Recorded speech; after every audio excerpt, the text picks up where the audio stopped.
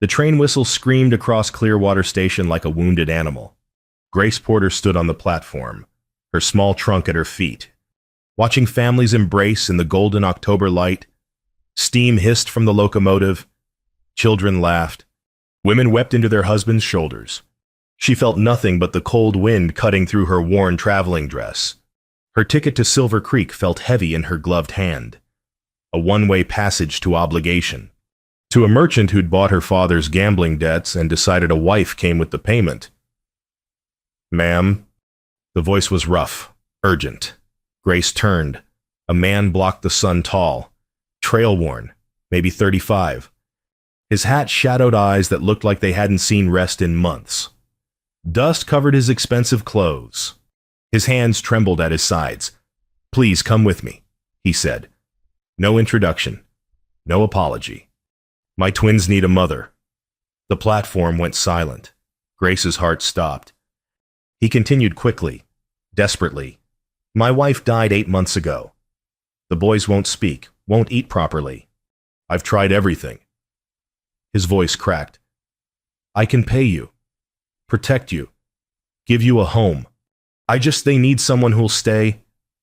Grace stared at him, at the naked desperation in his face, at the way his jaw trembled when he mentioned his sons. "I know how this looks," he said. "But out here, we don't have time for proper courtship. We have need, raw need, and I'm asking." The train conductor called final boarding. Grace looked at her ticket, looked at this stranger, looked at the train that would carry her to a lifetime of cold duty. "How long?" she whispered. "As long as you can bear it?" A woman beside them gasped. "The audacity." Grace handed the stranger her trunk. 6 months, she said, her voice steadier than her hands. "As your housekeeper. Not—" She couldn't finish the sentence. Not anything else. Relief broke across his face like dawn. "Yes. Thank you. God. Thank you." The train pulled away. Grace watched her old life disappear into steam and distance. "Wyatt Cole," the man said, finally offering his hand. "Grace Porter." His grip was warm, calloused, trembling with exhaustion. "I have a wagon," he said. "It's a 2-hour ride to the ranch." Grace nodded, picked up her carpet bag, followed this desperate stranger into an uncertain future. Behind them, the platform erupted in whispers. The wagon wheels ground through dust and sage. Mountains rose purple in the distance. The afternoon sun slanted lower, colder. Grace sat stiffly beside Wyatt Cole, hands folded in her lap. He hadn't spoken since they left town. His knuckles were white on the reins. "The boys," he finally said. "Finn and Jasper, they're 4 years old, twins." He swallowed hard. "They haven't spoken since their mother died.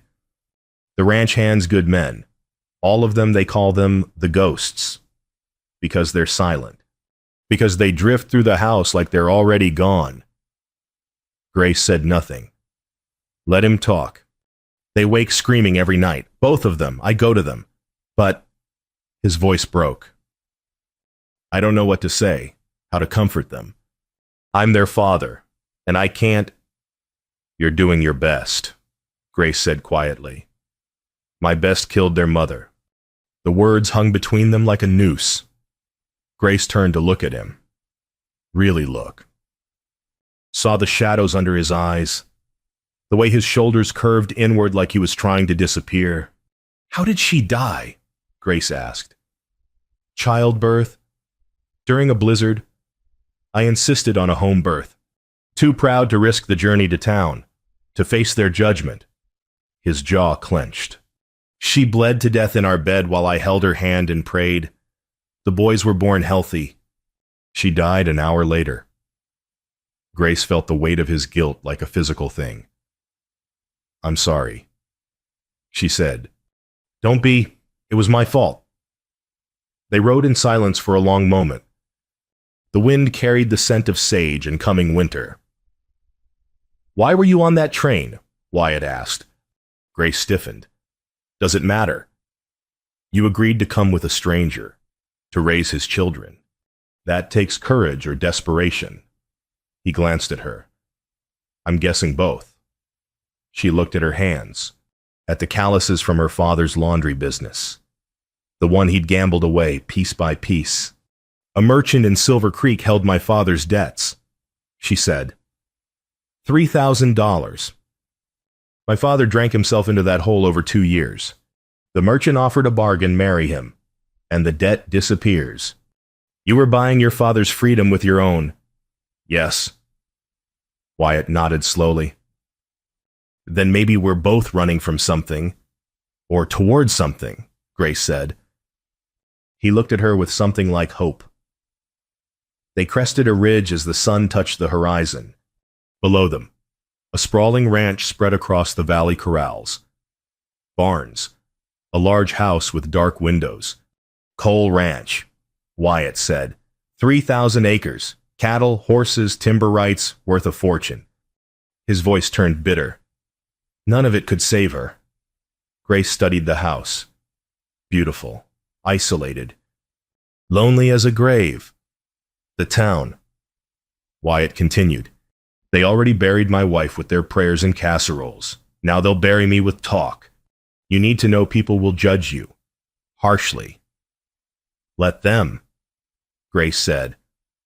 Wyatt almost smiled. You're braver than I am. No, just tired of other people's opinions. They descended toward the ranch as twilight swallowed the valley. The front door swung open to reveal a cold, silent house. Grace stepped inside, and her breath caught. The house was grand hardwood floors, a stone fireplace, expensive furniture, but it felt abandoned. Dust covered the mantel.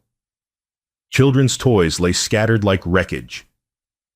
No curtains on the windows, no warmth anywhere. A house, not a home. Mr. Cole. An older man appeared from the kitchen, 60-something, weathered face, kind eyes. You brought her. Grace Porter. Wyatt said. Grace, this is Mr. Hatch, my foreman. Mr. Hatch studied her with the careful assessment of a man who'd seen too many things go wrong. The boys, Wyatt asked, in their room, won't come down for supper. Wyatt's shoulders sagged. May I see them? Grace asked. Both men looked at her. They don't, Wyatt started. I know, Grace said gently. May I try?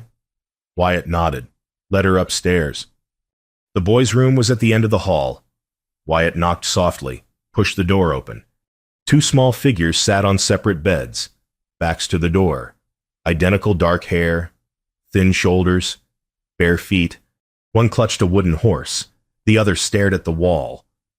Grace's heart broke. She walked slowly into the room, knelt between the beds. Neither boy looked at her. Hello, she said softly.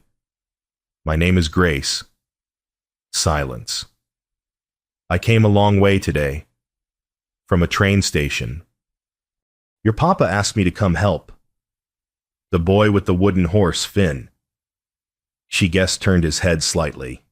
His eyes were huge, haunted. I lost my mama when I was small too, Grace continued, her voice steady despite the tears in her throat.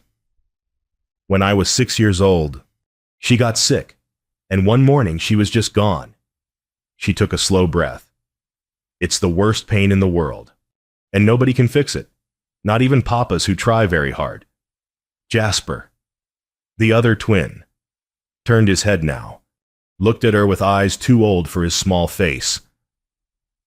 I'm not here to replace your mama, Grace said. Nobody could do that. I'm just here to help. To be here if you need someone. If that's all right with you. Finn's hand tightened on the wooden horse. Grace stood slowly. I'll be downstairs if you need anything. Or if you just want someone to sit with you. She turned to leave. Stopped. Your mama must have loved you very much, she said. To fight so hard to bring you into this world. She left the room, found Wyatt standing in the hallway, tears streaming down his face. That night, Grace unpacked in the small room off the kitchen. She could hear the house settling, wind rattling windows, and then screaming. Both boys, wailing in terror from their nightmares. Heavy footsteps above, Wyatt's voice, helpless and broken. Shh, boys, Papa's here. You're safe. But the screaming continued. Grace climbed the stairs, pushed open the door. Wyatt stood between the beds, hands hovering uselessly. The boys thrashed, unseeing. Grace moved past him, sat on the floor between the beds, reached out slowly, carefully, and placed one hand on each small back. She began to hum. A lullaby her own mother had sung. Hush, little darling. The stars stand guard. Close your eyes gently. Sleep won't be hard. The screaming quieted. The boys' breathing slowed. Grace kept humming, kept her hands steady and warm on their small backs. Finn turned toward her, curled into his pillow. Jasper's hand crept out from under his blanket, found the edge of Grace's skirt, gripped it. She kept humming until both boys slept. When she finally looked up, Wyatt was watching from the doorway. His face was raw, grateful, destroyed. Thank you, he mouthed. Grace nodded, carefully extracted herself, followed him downstairs, in the kitchen.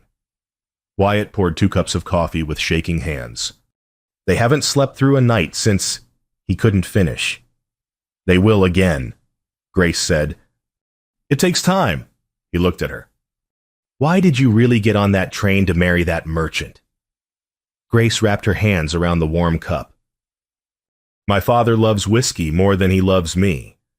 Has for years. The merchant, Mr. Garrett, he's 53 years old. Cold. He told me I'd bear him sons and keep his house and never embarrass him in public. She met Wyatt's eyes. I was 48 hours from a lifetime sentence when you appeared. And maybe Providence sent me to that station. Wyatt said quietly. Or desperation. Grace said, maybe they're the same thing. On the mantel, Grace noticed a framed photograph. A beautiful young woman with kind eyes and dark hair. Wyatt's wife. The ghost in this house.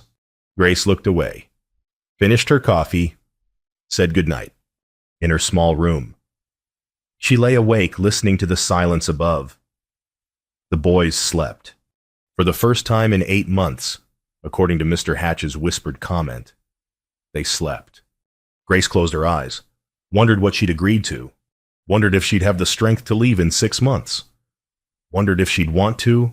3 weeks passed like water wearing stone. Grace woke before dawn every day, started the stove, made coffee strong enough to stand a spoon in. When Wyatt came down, always exhausted, always grateful she had breakfast ready. The boys appeared slowly. Finn first, cautious, then Jasper, always 3 steps behind his brother. Grace taught them their letters by lamplight, read to them from the books gathering dust in the parlor, taught them to knead bread, to gather eggs, to recognize the tracks of deer and rabbits in the frost. Finn began speaking, single words at first. Yes, no, please. Then phrases. May I have more? Grace, look. Jasper remained silent, but he shadowed Grace everywhere. His small hand found hers during walks.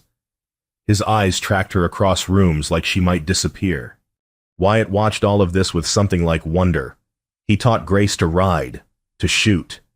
The land doesn't forgive mistakes, he said, steadying her hands on the rifle. Neither do wolves.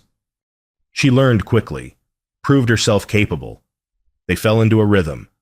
Dawn chores, midday lessons, evening meals, quiet hours by the fire. Grace noticed things. The way Wyatt's hands stopped trembling. The way Finn actually laughed when Mr. Hatch showed him how to rope a fence post. The way Jasper hummed Grace's lullaby to himself. Healing.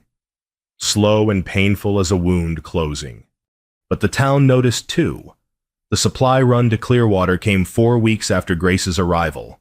She rode beside Wyatt in the wagon, the boys bundled in blankets behind them. The moment they entered town, the whispers started. Women turned away, pulled their children close. Grace heard the words clearly, shameless. That poor woman barely cold in her grave.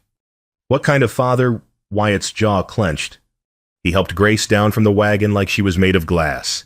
Inside the general store, the silence was crushing. Mrs. Patterson, the owner's wife, served them with tight lips and cold eyes.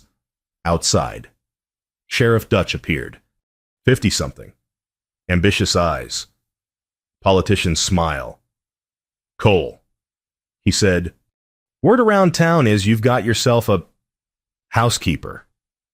I do, Wyatt said evenly. She got papers, references. She's got employment.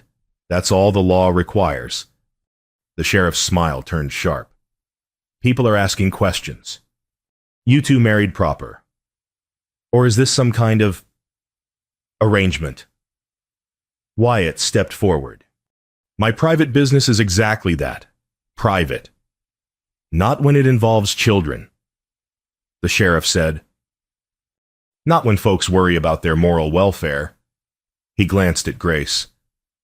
No offense, ma'am, but you can understand the concern. Unmarried woman. Alone with a widower and his boys. Looks bad. Grace felt heat rise to her face. Not shame. Anger. Those boys are thriving, she said quietly. For the first time in months. If the town's morality is more concerned with appearances than with children's happiness, then the town has forgotten what morality means. The sheriff's eyes narrowed. Careful, ma'am. You're new here? You don't know how things work? I know bullies when I see them, Grace said. Wyatt took her arm gently. We're done here. They loaded supplies in silence. The boys sensed the tension, pressed close to Grace. On the ride home, Wyatt finally spoke. I'm sorry. I should have warned you better. It's not your fault. It is. He glanced at her. There's something you should know. My wife's parents, the Harrisons, they live in St. Louis. Railroad money. They've been making noise about custody. Grace's blood went cold. They want the boys. They want my land. The railroad's expanding west. My property sits right in their planned route. His hands tightened on the reins. If they can prove I'm unfit, they get guardianship, which means they control everything until the boys come of age. And a woman living in your house unmarried gives them ammunition. Wyatt finished. I brought you into danger. I'm sorry. Grace looked back at the twins, bundled together, Jasper's head on Finn's shoulder. Then we don't give them ammunition, she said firmly. That night, Grace found legal papers in Wyatt's study. A petition for emergency custody evaluation. Dated 2 weeks ago, the storm was coming. The first heavy snow fell in mid-November. Grace woke to a world transformed white. Silent. Beautiful. The boys pressed their faces to the window, breath fogging glass.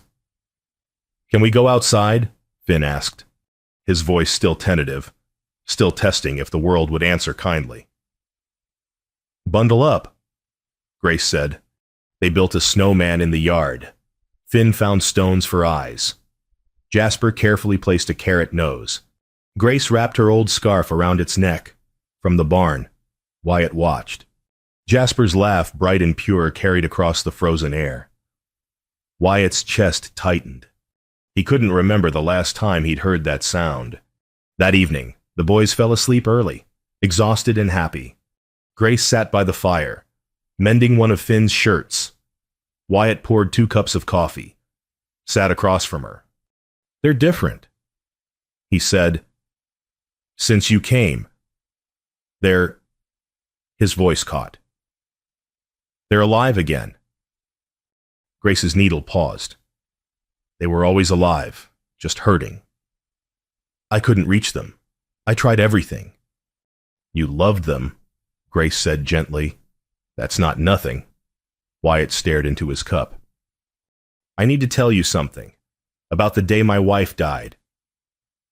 Grace set down her mending, listened. It was January, a blizzard. She went into labor 3 weeks early. I wanted to take her to town, to the doctor, but she refused. Said she wanted her babies born at home, in our bed, like her mother before her. His voice went rough. I should have insisted. Should have thrown her in the wagon and driven through the storm. But I was proud. Stubborn. I thought I could handle anything. He looked at Grace, eyes devastated. She bled. Wouldn't stop bleeding. The boys came quickly, too quickly. Healthy, perfect. But he couldn't finish. I held her hand while she died, promising I'd take care of them, that I'd be enough. You are enough, Grace whispered. I can't cook worth a damn. Can't comfort them when they scream. Can't sing lullabies or teach them gentleness. His voice broke. I killed her with my pride, Grace, and now I'm failing them too. Grace stood, crossed to him, knelt beside his chair. Grief is lying to you, she said fiercely. Your wife chose you, chose this life, chose to bring those boys into this world. She didn't die because of your pride. She died because childbirth is dangerous and random and cruel. But if I'd stop. Grace took his hands. Blaming yourself won't honor her. Living well, raising those boys with love and strength that honors her. Wyatt looked at their joined hands. At this woman who'd appeared like Grace itself when he'd been drowning. Why did you agree? He asked. At the station. Why did you say yes? Grace smiled sadly. Because I saw a man brave enough to ask for help. And because I was tired of running from the things I needed. What did you need? Purpose. Belonging. A reason to get up in the morning that wasn't just survival. Their eyes met. Held. Wyatt almost leaned forward, almost closed the distance. Almost Grace stood quickly. It's late. I should... Yes, of course. She fled to her room, heart pounding. Later that night, Jasper woke crying. Grace went to him. Found Wyatt already there. Together. They sat on either side of the small bed. Jasper reached for Grace's hand, then Wyatt's. Held them both. Tell me about Mama, he whispered. First words in months. Wyatt's voice shook. She was kind, strong. She loved you more than anything in this world. Does she see us? Jasper asked. Every day, Grace said softly. Every single day.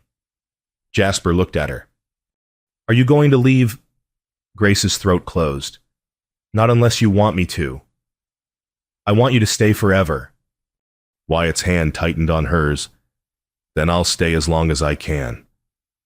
Grace said, it wasn't a promise, but it was close enough. The marshal arrived at dawn. Grace was making breakfast when she heard horses. Wyatt moved to the window, went rigid. Stay inside, he said. But Grace followed him onto the porch. Mr. Hatch appeared from the barn, rifle casual in his hands. Sheriff Dutch dismounted, followed by a federal marshal and a finely dressed couple in their 60s. The woman wore furs. The man wore cold eyes. Mr. Cole, the sheriff said, this is Marshal Graves, and Mr. and Mrs. Harrison. They've filed an emergency petition for custody of your sons. The world tilted. Mrs. Harrison stepped forward, voice dripping false sympathy. Wyatt, dear, we know you're struggling. Losing our daughter was devastating for all of us. But these boys, our grandsons, deserve stability. Proper education, a moral environment. They have that here, Wyatt said, voice dangerous. Mr. Harrison's gaze swept to Grace. With an unmarried woman of questionable character. Watch your mouth, Wyatt growled. The marshal held up a hand. We have a court order. Temporary custody pending a hearing. The boys come with us until the judge can evaluate the situation. No. Wyatt moved forward. Mr. Hatch stepped beside him. Don't make this difficult, the marshal said, not unkindly. From inside, Finn's voice. Papa. Grace turned. Both boys stood in the doorway, eyes wide with terror. Mrs. Harrison moved toward them. Come, darlings. We're taking you to a nice hotel, with hot baths and suites and... No. Finn screamed, ran to Wyatt, wrapped himself around his father's legs. Jasper ran to Grace. She picked him up, held him tight. This is cruelty, Grace said, voice shaking. Can't you see they're terrified? We see a father who's allowed his home to fall into chaos. Mr. Harrison said coldly, who's employed a woman with no references, no family, no, I have references, Grace said. From every family in Topeka whose laundry I took in for 6 years. From the church where I taught Sunday school. From, can you produce them? The marshal asked. Grace's heart sank. All her references were in Topeka, 3 weeks right away. The hearing is in 1 week, the marshal said. Until then, the boys stay with their grandparents at the Clearwater Hotel. That's the judge's order. Wyatt looked at Grace. His eyes were wild with helplessness. It's temporary, she said firmly. For the boys. For him. For herself. 1 week, then we get them back. But Jasper was screaming now, clinging to her neck. Finn fought as the marshal gently pried him from Wyatt's legs. I want Grace, Finn wailed. Papa, don't let them take us. Wyatt fell to his knees. I'm sorry, I'm so sorry. I'll fix this. I promise. The boys were placed in the Harrison carriage. Their screams echoed across the valley long after the dust settled. Grace and Wyatt stood alone in the yard. Then Wyatt turned, walked to the barn, slammed the door.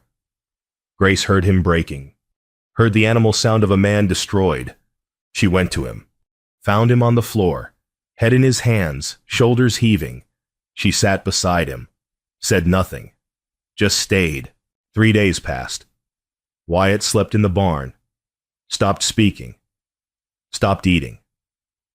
Grace tried everything. Mr. Hatch tried, nothing reached him. On the 4th day, Grace rode to town alone. She bribed the hotel clerk, a young man with sympathetic eyes, with $2. He let her slip upstairs. The Harrison suite was lavish. Grace knocked softly. A sour-faced woman in a nanny's uniform opened the door. You're not allowed. Grace pushed past her. The boy sat on a velvet settee, dressed in stiff new clothes. Finn had a bruise on his cheek. Jasper rocked silently, eyes vacant. What happened? Grace demanded.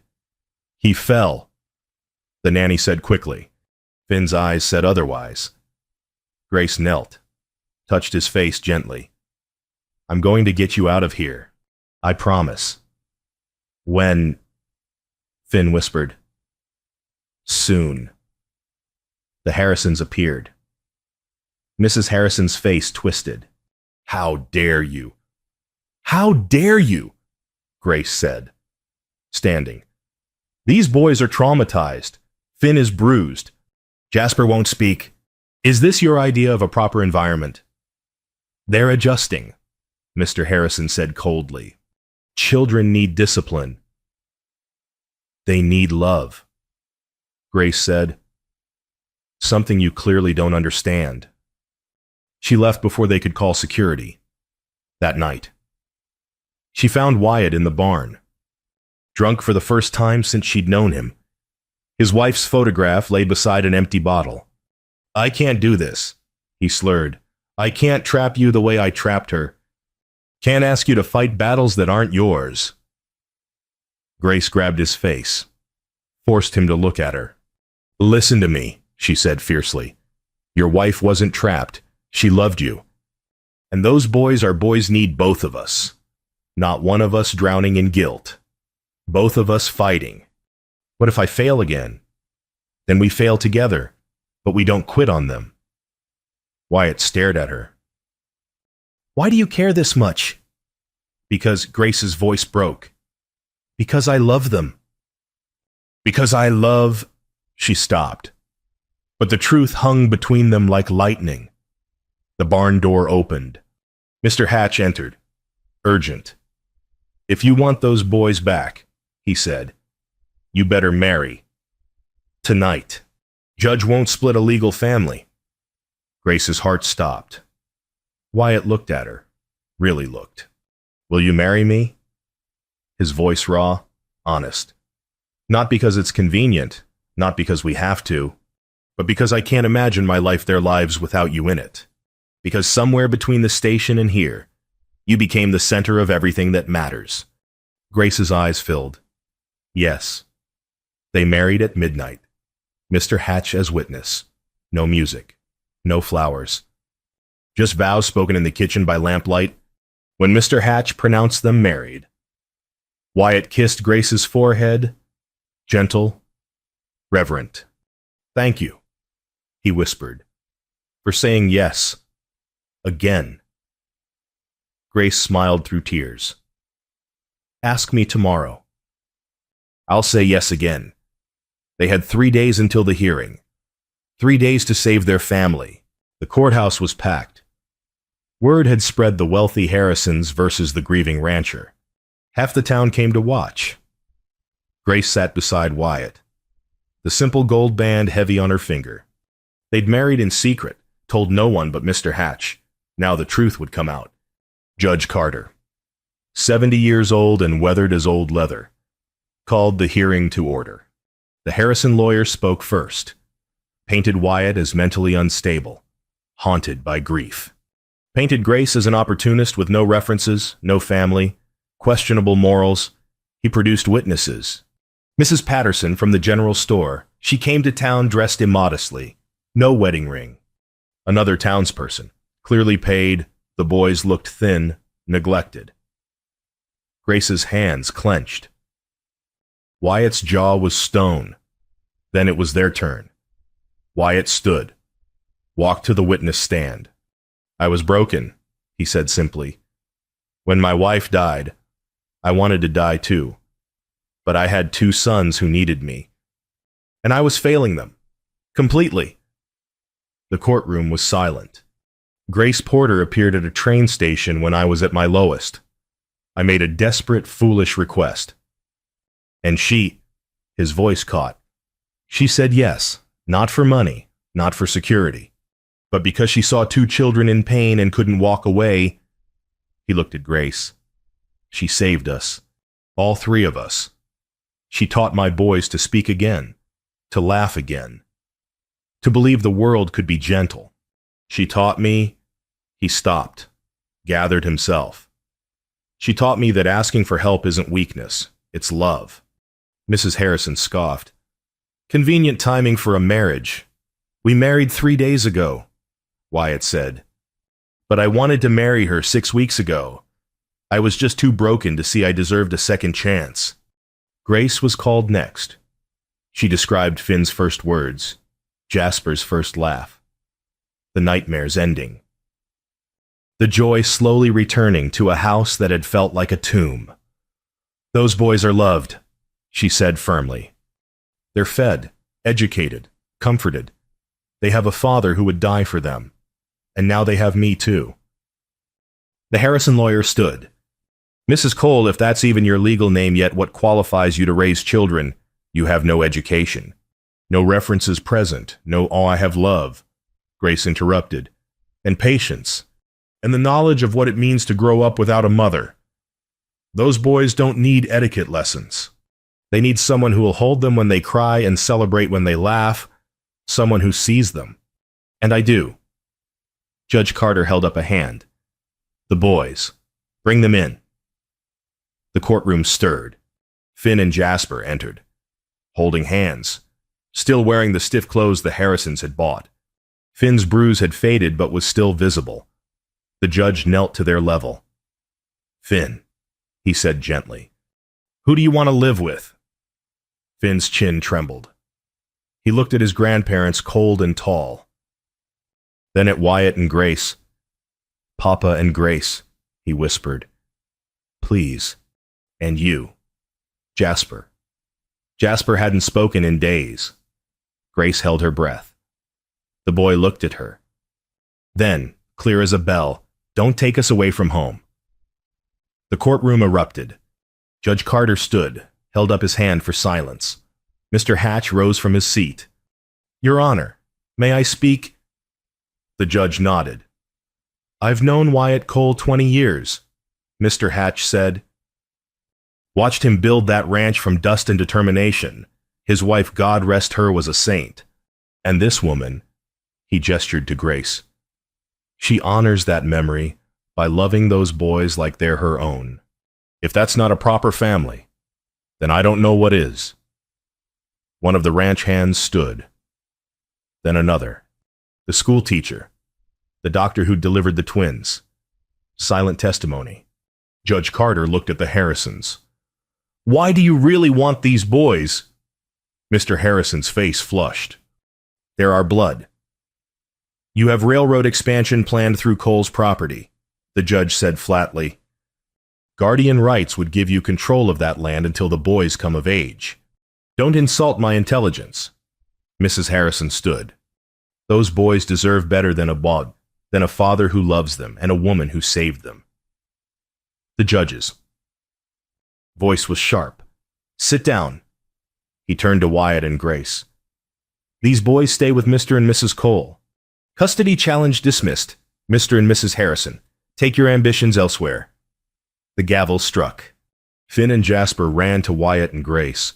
The four of them collapsed into each other. Crying. Whole. The courtroom erupted in applause from some. Outrage from others. Grace didn't care. She held Jasper close, felt Wyatt's arm around her shoulders, heard Finn's relieved sobs. "We're going home."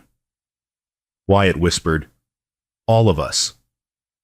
Outside, Sheriff Dutch approached, hat in hand. "Mrs. Cole. Mr. Cole." He cleared his throat. "I was wrong about you folks, and I'm sorry." Grace nodded. Forgiveness given, not forgotten. They rode home as the sun set. The boys sandwiched between them, chattering. Alive. Grace looked at Wyatt. He looked at her. No words needed. They were a family now, legal and real. Spring came gently to Cole Ranch. Grace woke to bird song and warm light streaming through the kitchen window. She made coffee, started breakfast, listened to the house waking around her. Footsteps on the stairs. Finn appeared first, sleep-rumpled and smiling.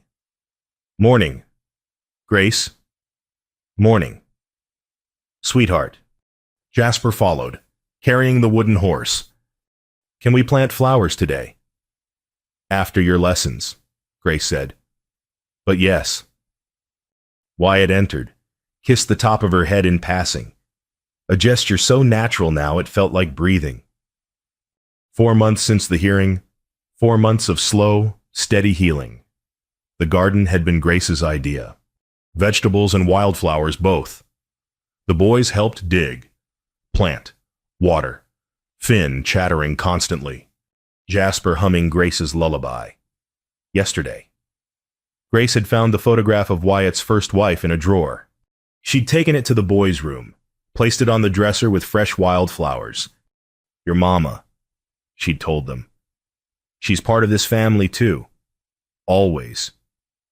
Finn had touched the frame gently. "She's pretty." "She was beautiful," Grace had said, "and she loved you so much." Now, after breakfast, they worked in the garden. The earth was dark and rich. Seeds were promises of future blooms. Wyatt watched from the porch, coffee in hand. This woman who'd appeared like a miracle and stayed like a blessing. Mr. Hatch joined him. "You got lucky." "I got Grace," Wyatt said softly. "That evening, after the boys were asleep." Grace and Wyatt sat on the porch. The stars were brilliant.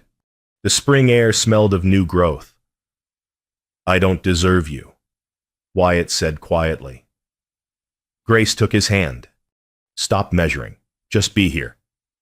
I am. He squeezed her fingers. I finally am. A knock at the door surprised them both. Sheriff Dutch stood there, hat in hand again. Sorry to disturb. Just wanted to say the town council met. We'd like to apologize, formally, for how we treated Mrs. Cole. He looked at Grace. You're a good woman. We were wrong. Grace nodded. Apology accepted. After he left, Wyatt pulled Grace close. You changed everything, he said. This ranch, those boys, me. We changed each other, Grace corrected. He kissed her then, not desperate or urgent. Just grateful and sure inside. A child called out, Grace, Papa. They went together. Found Finn awake. Not from nightmare, but from a dream.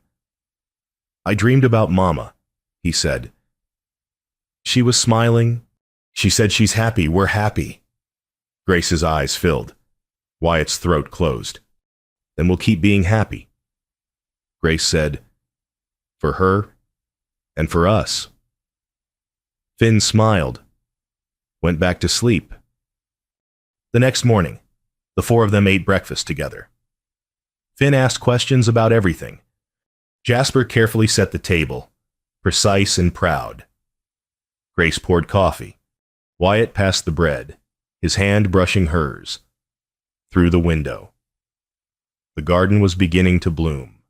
Small green shoots pushing through dark earth. Life, stubborn and beautiful, returning. Mr. Hatch arrived for the day's work. Morning, family. Morning, they chorused. Grace watched them all, this found family. This impossible gift, and felt peace settle in her bones. She'd boarded a train to escape a cold future. Instead, she'd found a desperate man at a station and said yes to an uncertain present. That yes had become everything. Wyatt caught her eye across the table, smiled. The shadows were gone from his face now. Just love and gratitude remained. Outside, the land stretched endlessly, no longer isolating, just full of promise. Finn tugged Grace's sleeve. Tell the story again, about the train station. Grace laughed. Again, it's my favorite, Jasper said softly. So Grace told it. About a man brave enough to ask for help. About a woman tired enough to say yes. About two boys who needed love and found it. About a family built from desperation and hope and the simple courage to show up. When she finished, Wyatt added quietly, and they lived happily. Finn interrupted. Loudly, Jasper corrected. Grinning. Gratefully, Grace said. Together. Wyatt finished, and they did. Outside. The spring wind carried the scent of wildflowers and new beginnings. Inside, the house that had been a tomb was now a home. And Grace Porter Cole, no longer running, no longer alone, finally understood what it meant to belong. The end.